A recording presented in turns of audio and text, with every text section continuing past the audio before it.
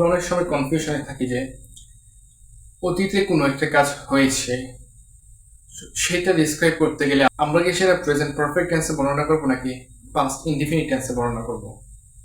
So এই বিষয়টা আমাদের কনফিউশনে থাকে, কারণ যেহেতু প্রেজেন্ট পারফেক্ট টেন্স এবং পাস্ট ইনডিফিনিট টেন্স দুটোই মূলত পূর্বের একটি অভ্যাস অথবা পূর্বের একটি কাজ বোঝাতে আমরা ব্যবহার করে থাকি।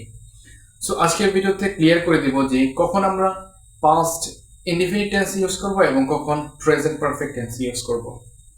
সো চলুন শুরু করা যাক। তখনই প্রেজেন্ট পারফেক্ট টেন্স বলবো যখন কোনো একটি কাজ হয়েছে, হোক সেটা অনেক পুরাতন কিন্তু সেটার নতুনত্ব এখনো রয়ে গেছে, তো সেক্ষেত্রে আমরা প্রেজেন্ট পারফেক্ট টেন্সটা বর্ণনা করব। আর পাস্ট ইনডিফিনিট টেন্স আমরা ইউজ করব যখন কোনো একটা কাজ, হোক সেটা অল্প সময়ে বা কিছুক্ষণ পূর্বে সংঘটিত হয়েছে, সেক্ষেত্রে আমরা ইউজ করব পাস্ট ইনডিফিনিট টেন্স। কারণ এই কাজটা পূর্বে হওয়ার পরেও এটার নতুনত্বটা এখনো প্রেজেন্টে, ওইটার বর্তমান নতুনত্বটা পাওয়া যাচ্ছে না। যখন পূর্বের কোনো একটা কাজের নতুনত্বটা পাওয়া যাবে বর্তমানে, সেক্ষেত্রে আমরা ওই পূর্বের ঘটনাটাকে আমরা প্রেজেন্ট পারফেক্ট টেন্সে আমরা বর্ণনা করব।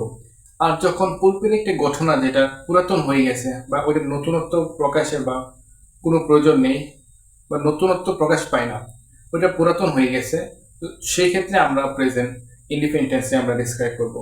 সো আই হোপ আজকের ভিডিওতে আপনি বুঝতে পেরেছেন কখন আমরা প্রেজেন্ট পারফেক্ট টেন্স ইউজ করব এবং কখন পাস্ট ইনডিফিনিট টেন্স ইউজ করব। সো আজকের মতো এই পর্যন্তই। সকলে ভালো থাকবেন, সুস্থ থাকবেন। সালাম আলাইকুম।